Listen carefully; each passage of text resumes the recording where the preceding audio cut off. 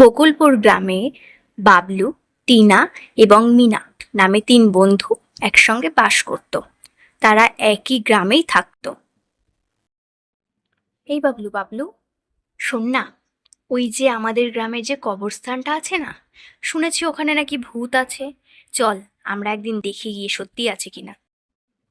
হ্যাঁ রে টিনা, আমারও খুব ইচ্ছা ভূত দেখবো। চ, আজকে রাতেই গিয়ে দেখবো ওখানে ভূত আছে কি। কি বলিস তোরা? দেখ, আমার কিন্তু খুব ভয় করছে। ওখানে যাওয়াটা কি সত্যিই ঠিক হবে? তোরা আরেকবার ভেবে দেখ না রে, আমার মনে হয় যাওয়া ঠিক হবে না। আরে সব ঠিক হবে, তুই শুধু তৈরি থাকবি। আমরা আজকে সন্ধেবেলাতেই বেরোবো, মনে থাকবে তো?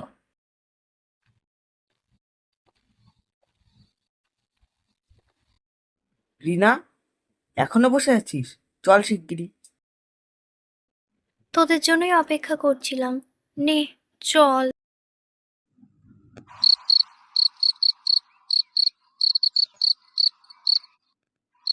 প্রায় অনেকটাই চলে আসলাম, চল আর একটু। কি রে, চল তোরা, ভয় পাচ্ছিস?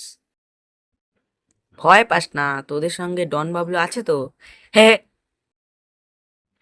আমি আর চলতে পারছি না। আর কতটা দূর? এই তো প্রায় চলে এসেছি। চল আর একটু সামনে। তোরা তো দেখছি আমাকে ফেলেই এগিয়ে যাচ্ছিস। আমার জন্য একটু দাঁড়া, আমি এত তাড়াতাড়ি কি করে আসবো?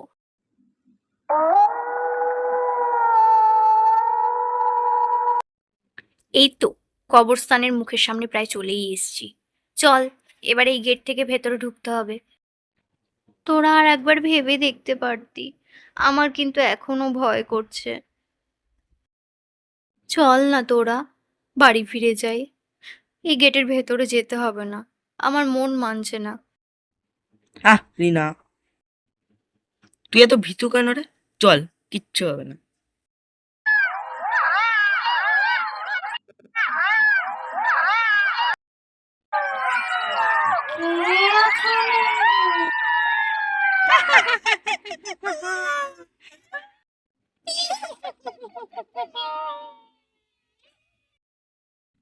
তোরা কারা? কি করতে এসেছিস এখানে? এবার তো আমাকে ছাড়বো না। আমাদের ছেড়ে দিন, আমরা আর কোনোদিনও আসবো না, আমরা চলে যাব।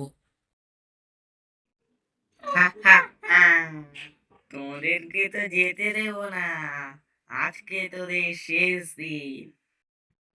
সাক্ষী, ছেড়ে দে ওদের। না না, ওদের কিছুতেই ছাড়বো না।